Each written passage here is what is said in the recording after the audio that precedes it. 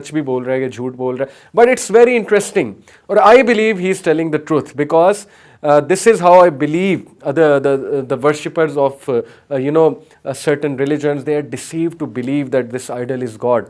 तो what he said कि मैं इंडिया से हूँ और ये औरत मंदिर पे आई थी और मुझे जो है खूबसूरत लगी तो मैं इस पे हावी हो गया, समथिंग लाइक दिस, ओके।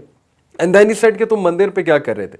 तो उसने कहा कि हमारा जो खुदा है उसने हमारी वहाँ पे ड्यूटी असाइन की थी और ड्यूटी ये थी कि ये लोग जब आएंगे तो ऑब्वियसली तुम्हारा इस मंदिर पे कब्ज़ा ज़रूरी है और तुम्हारी प्रेजेंस उस जगह ज़रूरी है, ओके। जैसे वो लोग कहते हैं ना कि इस बुत की एक रूह है, इसके अंदर एक सोल है, हम उस सोल की वर्शिप करते हैं, वो सोल खुदा की थोड़ी है। वहाँ पे तो जन्नात का इफेक्ट्स है। और आपने कभी सुना होगा, वीडियोस देखी होंगी कि बुत दूध पी रहा है या बुत जो है वो फल खा रहा है। तो ही एक्चुअली सेड इट कि हम लोगों को बेवकूफ़ बनाते हैं and this is how we deceive people. तो उन्होंने पूछा कि ये जो तुम्हारा खुदा है ये तुम्हारी ये ड्यूटी क्यों लगाता है? तो वो आगे से कहता है कि एक्चुअली हम उसकी वर्शिप करते हैं और जितना हम उसकी वर्शिप में बढ़ते जाते हैं तो वो हमारी फिर ड्यूटीज़ लगाता है और जो सबसे पावरफुल होता है, जो सबसे मतलब उसकी इबादत में बढ़ जाता है, उसकी फिर वो बड़ी ड्यूटी लगाता है। तो मुझसे वो बहुत खुश था, उसने मेरी इस मंदिर में ड्यूटी लगाई थी। So this is what I am talking about, you know, कि he is deceiving people of other religions माअज़ अल्लाह to believe that these idols are god, और ये बातिल खुदाओं की इबादत करना हो कि ये बातिल खुदा कौन है? मेरे नज़दीक ये शैतान है, जिन्नात है। जैसे इसकी दलील कुरान में मौजूद है। इब्राहीम अलैहिस्सलाम ने अपने वालिद को क्या कहा था? उन्होंने कहा था कि ए मेरे अब्बा जान, वाई डू वर्शिप सेटन, आप शैतान की इबादत क्यों करते हैं? हालांकि वो शैतान की इबादत थोड़ी कर रहे थे, वो तो उस बुत की इबादत कर रहे थे जो बुत था। लेकिन उस बुत के पीछे असल में कौन था? उस बुत के पीछे शैतान ही तो था। शैतान ने ही तो उन्हें गलत नॉलेज देकर और डेफिनेटली किसी गलत तरीके से इंस्पायर किया हुआ था ताकि आइडल वर्शिप जो है वो हो, okay. So this is what I believe, this is how I interpret के रिलीजन एक था, लेकिन उस रिलीजन की उसकी शक्ल बिगाड़ी गई उस एक रिलीजन की। हज़रत आदम अलैहिस्सलाम पे जो रिलीजन आया था, यानी अल्लाह का रिलीजन, यानी इस्लाम शुरू से हज़रत आदम के दौर से, और उसके बाद जब उसकी शक्ल बिगड़ी तो अजीबोगरीब रिलीजन्स कायम हुए, लोगों ने अपने खुदा बना लिए, लोगों के पास वो नॉलेज लॉस्ट हो गया जो वही वाला नॉलेज था।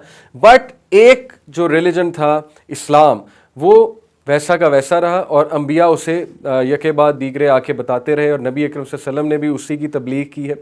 और हमारे पास इस वक्त जो आखिरी वही है उस रिलीजन की, यानी इस्लाम की, कुरान मजीद, वो हमारे पास महफूज है। तो हम ये समझते हैं कि मुसलमान अल्लाह के फजल से वो सही रिलीजन को थामे हुए हैं और बाकी जो रिलीजन्स हैं उनमें बहुत सी अच्छी बातें होंगी, इसका इनकार नहीं किया जा सकता। हिंदुज़म की बहुत अच्छी टीचिंग्स होंगी, बुद्धिज़्म की कुछ बहुत अच्छी टीचिंग्स होंगी, क्रिश्चियनिटी की कुछ बहुत अच्छी टीचिंग्स होंगी, लेकिन उनमें बहुत सी ऐसी चीज़ें भी हैं which don't make sense, which are not practical at all, which are not rational, which are not universal, और which actually are making humanity suffer, okay?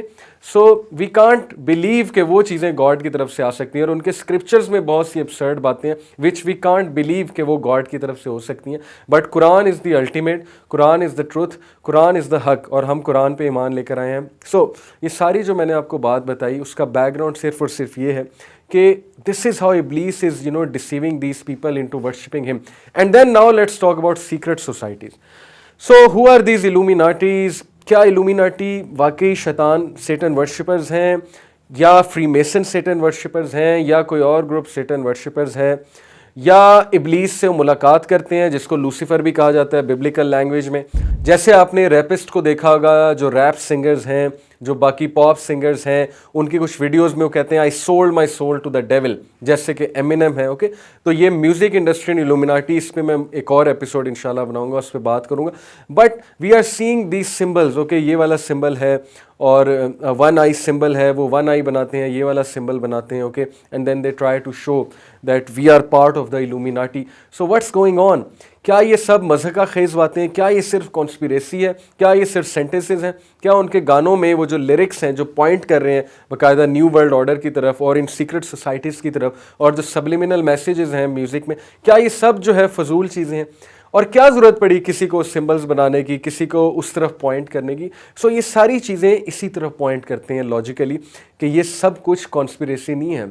Much of it is real, okay, some things may be exaggerated but much of it is real, because I believe कि शैतान बाकायदा human form में आ सकता है, इब्लीस आकर बाकायदा meetings कर सकता है। ओके आपने एक थीम एक्समैन में देखी होगी, एक्समैन की जो मूवी है first class, I think X Men first class शायद यही उसका नाम है, उसमें एक कैरेक्टर था Sebastian Shaw.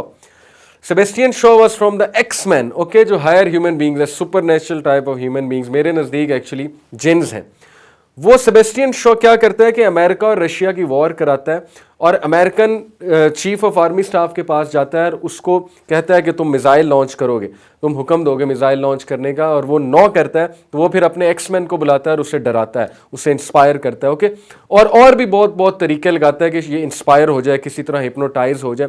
When they are showing this in movies, you know, कि there is some axeman who is trying to, you know, create a war between human beings. So to me this is actually what Iblis is doing.